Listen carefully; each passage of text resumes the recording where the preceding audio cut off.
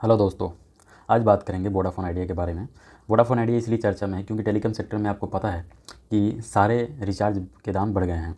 25% से 25% के लगभग सारे रेट बढ़ चुके हैं। जो जियो सबसे पहले बढ़ाया, उसके बाद एयरटेल, उसके बाद आइडिया भी बढ़ा चुका है। इसका मेन बेनिफिट उठा रहा है बीएसएनएल। ठीक है, तो इसके बारे में बात करेंगे कि मान लीजिए इसका ग्राहक पहले से भी छोड़ के जा रहा था और फिर ये चल गया और रेट भी अपना बढ़ा दिया, तो इसका प्रभाव क्या पड़ेगा लॉन्ग टर्म में। ठीक है, और ये भी बात करेंगे लास्ट में कि कितने ग्राहक छोड़ के बीएसएनएल में गए हैं, और उसका बीएसएनएल में जाने का कारण ये भी है कि बीएसएनएल 4G लॉन्च किया है। इतने दिन से 4G लॉन्च क्यों नहीं किया था ये भी जानेंगे। ठीक है, बहुत इंटरेस्टिंग होगा ये वीडियो, आप देखते रहिए इसको। और इसका फ्यूचर के बारे में बात करेंगे और इसका लॉन्ग टर्म, शॉर्ट टर्म और ट्रेडिंग के लिहाज से इसके टारगेट के बारे में भी जानेंगे। ठीक है, बने रहिए हमारे वीडियो में। चलिए शुरू करते हैं वोडाफ़ोन आइडिया के बारे में बेहतरीन जानकारी के साथ। तो देखिए, पहले इसको ख़त्म कर लेते हैं ना। तो आप देखिए मार्केट कैप देखिए कितना है, 1 लाख करोड़ से ज़्यादा का है मार्केट कैप। आप समझ सकते हैं इतना बेहतरीन कंपनी, कोई 1 लाख से ज़्यादा करोड़ का कंपनी है और उसका रेट चल रहा है 16 रुपये। समझ रहे हैं ना क्यों चल रहा है, बिल्कुल समझेंगे। करंट प्राइस 16 रुपये 80 पैसा, इसका हाई 19 रुपये तक गया था और लो 7 रुपये। बहुत लोग अपना पैसा डबल कर चुके हैं। ठीक है, यहाँ पे सब कुछ माइनस में है, बुक वैल्यू, ROE, ROC सब कुछ माइनस में है। ठीक है, आप देखिएगा, ये आप चार्ट है, चार्ट में जब प्राइस की बात हो गई तो चार्ट देखने की बात कोई ज़रूरी नहीं है। आप देखिए यहाँ पे सिर्फ प्रोज तो कुछ है ही नहीं, सिर्फ कॉन्स देख रहे हैं। Company has low interest coverage ratio, promoter has decreasing over last quarter, समझें। और company has delivered the poor sales growth, poor sales growth होगा ही। देखिए, कोई भी कंपनी तब ग्रोथ करती है जब उसका प्रोडक्ट सेल हो। अगर प्रोडक्ट सेल ही नहीं होगा तो कहाँ से ये कंपनी ग्रोथ करेगी। तो क्या है ना, सब कोई एयरटेल और जियो में है और जो बचा कुचा है बीएसएनएल में जा रहा है। ठीक है, इसका ये भी कारण था क्योंकि आइडिया जो है ना, ये 4G लंच और 4G पे ही चल रहा था, 5G नहीं था। तो जाहिर सी बात है, जो जब किसी कंपनी का प्रोडक्ट वैल्यू कम हो और कोई कंपनी अच्छा सर्विस दे तो लोग उसी में जाना पसंद करते हैं। लेकिन फिर भी ये कंपनी क्यों आगे बढ़ रही थी और क्यों ये 7 रुपये से 19 रुपये तक चली गई थी, ये भी तो जानना ज़रूरी है। देखिए, कोई भी कंपनी जब बढ़ती है ना तो उसके पीछे का कारण होता है। FPO आया इसका 20,000 करोड़ का और अच्छा खासा सब्सक्राइब हुआ। ठीक है, अच्छा खासा सब्सक्राइब होने के कारण काफ़ी ज़्यादा इसमें, और कंपनी की तरफ से ये बताया गया था कि जितना भी FPO आ रहा है, जितना भी पैसा रिकवर होगा उसमें सारा का सारा पैसा इसके 5G एस्टेब्लिश पे खर्च किया जाएगा, ताकि कस्टमर भागे नहीं। आज से कस्टमर भागेंगे नहीं, कस्टमर आएंगे। ठीक है, और इसमें काफ़ी ज़्यादा सुविधा भी देता है कि मतलब आप डेटा अगर बच गया तो आप उसको रोल ओवर कर सकते हैं। तो इस सुविधा की वजह से भी काफ़ी ज़्यादा ये चर्चा में रहता है आइडिया और वोडा। ठीक है, तो आप देख सकते हैं यहाँ पे सेल्स ग्रोथ के बारे में, क्वार्टरली रिजल्ट के बारे में देखते हैं पहले इसके बारे में। ठीक है, ये देखिए मार्च का है, 2024 का है। सेल्स कितना है, नेट प्रॉफिट है माइनस में, इससे ज़्यादा ही माइनस में चला गया है। ठीक है, और ये कंपनी ये सिर्फ कर्ज पे चल रही है कंपनी। ठीक है, देखिए यहाँ आपको दिखेगा क्वार्टरली। ठीक है, ये आपको क्वार्टरली दिखेगा। देखिए मार्च, दिसंबर, सितंबर। ठीक है, यहाँ पे क्वार्टरली दिखेगा, क्वार्टरली में भी ये लॉस किया है। ठीक है, और यहाँ पे देखेंगे आप ईयरली में प्रॉफिट में, तो इसमें और ज़्यादा आपको लॉस दिखेगा पहले से ज़्यादा। 23 में आपको कितना किया था, इतना। ठीक है, ये ईयरली चलता है, मार्च टू मार्च इसका रिजल्ट आता है। आप देखिए, जब कंपनी 2013 में थी तो प्रॉफिट में थी, 14 में थी तो प्रॉफिट में थी, 15 में भी थी तो प्रॉफिट में थी, 16 में भी थी प्रॉफिट में थी। ठीक है, 17 में भी थी तो यहाँ पे माइनस में। आपको दिख रहा है ना, जब मोदी जी आए ना उसके बाद उसको कंट्रोल, जियो को आने में ना 2 साल लग गया। ठीक है, 2016 में जियो आया था, उसके ब्रांड एम्बेसडर कौन थे, हमारे प्राइम मिनिस्टर मोदी। ठीक है, तो उसके बाद से ना मोनोपोली टेलीकॉम सेक्टर में बढ़ते गया। आपको देखते होंगे जियो पे ये प्रचार भी था। ठीक है, मोदी का पोस्टर था, है ना। तो मोदी जी काफ़ी भूमिका निभाते हैं जियो को आगे बढ़ाने में। और हमारे देश में टेलीकॉम सेक्टर में अगर कोई मोनोपोली लाने वाला गवर्नमेंट है तो यही बीजेपी की गवर्नमेंट है, जिसमें आम आदमी को काफ़ी ज़्यादा अभी नुकसान झेलना पड़ रहा है प्राइस हाइक की वजह से। तो उसके बाद आप देखेंगे ना सर कि 2017-18 उसके बाद कभी प्रॉफिट में नहीं है। देखिए 400 से -400 करोड़ से शुरू हुआ लॉस और ये बढ़ते गया, 4,000, फिर 14,000, फिर 73,000, फिर 44,000 करोड़, 28,000, 29,000, फिर 31,000 करोड़। ये कभी हुआ नहीं है। इसके पहले का भी डेटा देखिएगा ना तो प्रॉफिट में ही रहेगा, लेकिन इनके आने के बाद प्रॉफिट में नहीं रहा कंपनी। काफ़ी ज़्यादा इस पर डेप्ट हो गया, काफ़ी ज़्यादा इंटरेस्ट लग गए। ठीक है, ये कंपनी बिगड़ता गया। टोटल टोटल कर्ज भी देखेंगे, इसके टोटल कर्ज देखेंगे तो आप देखिए यहाँ पे आपको सीधा दिखेगा 2024 में ये कितना कर्ज है इस पर। ठीक है, और यहाँ पे देखिए टोटल ये एसेट भी इनका यहाँ पे कम होते जा रहा है। ठीक है, एक ही क्वेश्चन पे ये बढ़ गया था, क्योंकि एफ आया था, 5G लॉन्च होने वाला था। ठीक है, वहाँ से आपको 7 रुपये से 19 रुपये तक चला गया। लेकिन ये समझेंगे कि आगे जहाँ और जाएगा कि नहीं जाएगा। ठीक है, आप यहाँ पे कैश फ्लो भी देख सकते हैं, पहले से बेहतर हुआ है कैश फ्लो। क्यों? क्योंकि एफ आया था।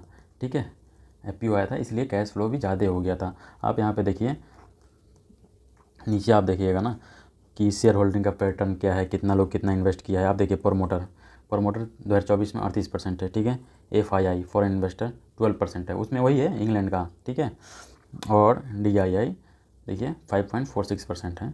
आपको अगर यहाँ पे देखेंगे DII में कौन है ये भी दिखेगा आपको, FII में कौन कौन है यहाँ पे दिखेगा। गवर्नमेंट है, गवर्नमेंट का भी है यहाँ पे 23%। इसलिए है क्योंकि कर्ज था, तो आइडिया ने बोला था कि आप इसके बदले शेयर ले लीजिए। ठीक है, अब पब्लिक का देखिए 20% है। समझ रहे हैं ना, किसी भी स्टॉक में आपको दिखाएंगे आगे, किसी भी स्टॉक में 20% तक शेयर होल्डिंग पब्लिक का नहीं होता है। ठीक है, तो चलिए अब आते हैं मेन मुद्दे पे कि आइडिया के बारे में क्या हो सकता है आगे। ठीक है, आप देखिए अगर जिसके पास ये है शेयर, वो आराम से रखें, क्योंकि जब भी 5G लॉन्च होगा ना, तो इसका बेनिफिट बहुत ज़्यादा होगा। और आपको ये पता होना चाहिए ना कि किसी भी कंपनी में अगर कोई 5G लॉन्च होता है, टेलीकॉम सेक्टर मात्र 3 ही कंपनी है।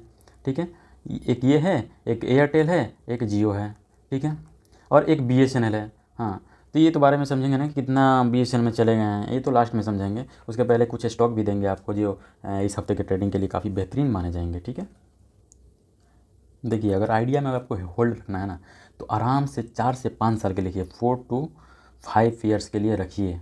ठीक है, ये बिरला ना है, हार नहीं माना। बिरला कंपनी का री रेटिंग आप देखिए, आप चेक कर लीजिएगा ABFRL और AB कैपिटल के बारे में। ठीक है, आपको सारे कंपनी को री रेटिंग किया जा रहा है, और काफ़ी ज़्यादा प्रमोटर भी अब अपने कंपनी के बारे में स्ट्रिक्ट होते जा रहे हैं, और उस पर काम बहुत बढ़िया से करेंगे।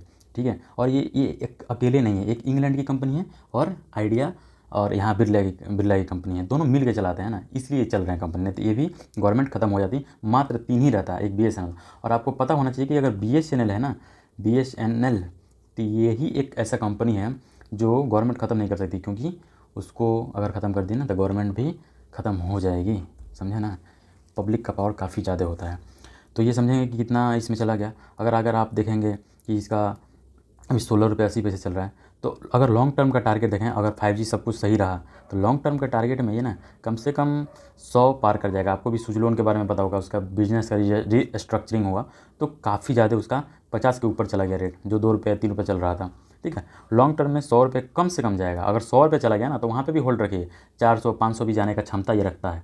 क्योंकि आपको पता होना चाहिए, BJP की गवर्नमेंट जो है ना, अब NDA की गवर्नमेंट बन चुकी है।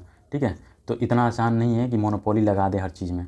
ठीक है, और शॉर्ट टर्म में तो आपको अगर शॉर्ट टर्म के लिए पैसा लगा रहे हैं, तो ये तो स्टॉक लॉन्ग टर्म के लिए है। और लॉन्ग टर्म में आपको मल्टी बैगर कंपनी अगर कोई है ना, तो ये आइडिया है, बेस्ट कंपनी है। अगर कोई दांव खेलना है तो इसी कंपनी में खेलिए, और आराम से लगा के पैसा भूल जाइए। लॉन्ग टर्म में 100 नज़रिया रहेगा, 3 से 4 से 5 साल के लिए। ठीक है, 4 से 5 साल के लिए नज़रिया रखिए। 1 से 2 साल के लिए रखिएगा तो 40 से 50 रुपये आराम से जाएंगे। ठीक है, आपको भी पता है यहाँ पे कि 19 रुपया तक आपको चला गया था। आप देखिए यहाँ तक चला गया था।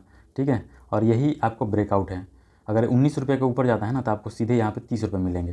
ठीक है, 30 रुपये का अगर ऊपर जाते हैं तो 40 से 45 रुपये के बीच में कम से कम आप 5 से 6 महीना ट्रेड करेंगे, उसके बाद ही आगे बढ़ेंगे। तो पार्शियली आपको प्रॉफिट बुक भी करते रहना चाहिए, और नीचे आए तो बाय ऑन डिप की स्ट्रेटजी अपनाना चाहिए। ठीक है, तो चलिए अगर आपको NSE के डेटा पे भी चलते हैं और आइडिया के बारे में बेहतरीन चीज़ समझते हैं। थोड़ा सा वीडियो लॉन्ग होगा, लेकिन आप आइडिया को सबसे ज़्यादा अगर कोई समझेगा तो आप समझेंगे। ठीक है, तो हम आ गए हैं NSE की वेबसाइट पे, आपको यहाँ पे दिखता होगा आइडिया के बारे में 16 रुपये 81 पैसे चल रहा है। आपको सेल में अभी भी ऑर्डर लगा हुआ है, देखिए 16,81,000 समथिंग ऑर्डर लगा हुआ है। आज का ट्रेड था, देखिए ट्रेड का वॉल्यूम था, ये लाख में है। ठीक है, और ये ट्रेड का वैल्यू था।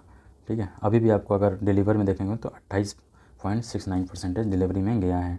ठीक है, इस सब स्टॉक में इतना ही होता है, 5 करोड़ के ऊपर है। एंड अगर आपका वॉल्यूम तो काफ़ी ज़्यादा अच्छा, इस सब स्टॉक में सबसे ज़्यादा वॉल्यूम होता है। ठीक है, 70 रुपये का हाई गया था, ओपन हुआ था इतना पे, और लो हुआ था इतना पे, आप देख सकते हैं। तो आप अपने हिसाब से आप लगा सकते हैं, सब कुछ आपको आइडिया मिल ही गया होगा। अगर और नेक्स्ट वीक के लिए, इस वीक के लिए अगर कुछ समझा जाए सबसे मतलब बेहतरीन स्टॉक के बारे में, तो आपको 2 ही जानकारी देंगे। एक फर्टिलाइज़र स्टॉक आपको बजट में चलता है, तो आपको NFL ले लीजिए, और साथ में आपको ये RCF ले सकते हैं आप। ठीक है, RCF ले सकते हैं, लेकिन यहाँ सिर्फ बजट तक, लेकिन उससे ज़्यादा आगे मत लगाइएगा क्योंकि ये सब दिक्कत हो जाता है। अगर किसी में आगे तक बजट में सबसे ज़्यादा अगर कोई प्रभाव डाल सकता है ना, तो ये NBCC स्टॉक है, जो बजट में काफ़ी ज़्यादा आने वाला है और हाउसिंग के लिए और गवर्नमेंट सबसे ज़्यादा कदम उठाने वाली है। ठीक है, तो आप इसमें आराम से 250 के लिए आप होल्ड कर सकते हैं। ठीक है, और रहा बात अगर निफ्टी के बारे में देखा जाए तो निफ्टी हमारा ऑल टाइम हाई पे चल रहा है ना सर, थोड़ा सा सचेत रहिए। आफ्टर बजट मेरा वीडियो सेव कर लीजिएगा, आफ्टर बजट मार्केट बहुत ज़्यादा फॉल करेगा, ये हमेशा आप याद रखिएगा। ठीक है, और ऑल टाइम हाई पे चल रहा है मार्केट आप देखिए 4 जून को नतीजे आए थे हमारे लोकसभा के। ठीक है, उसके बाद से मार्केट कभी गिरा ही नहीं है, गिरा भी तो 40 से 50 पॉइंट 100 पॉइंट, उससे ज़्यादा गिरा ही नहीं है। थोड़ा सा सचेत रहने की ज़रूरत है। ठीक है, उम्मीद होगा कि बहुत अच्छा लगा होगा आपको वीडियो, और हमारे चैनल को सब्सक्राइब कीजिए। थोड़ा सा लॉन्ग वीडियो है, इसके लिए माफ़ी चाहते हैं, लेकिन हम उम्मीद होगा कि आपको बहुत अच्छा से हर चीज़ का जानकारी मिला होगा। ठीक है, अगर 5 साल पहले भी देख लेते हैं ना, इसमें 5 साल पहले देखिए तो 120 तक गया था। ठीक है, तो धन्यवाद, नमस्कार।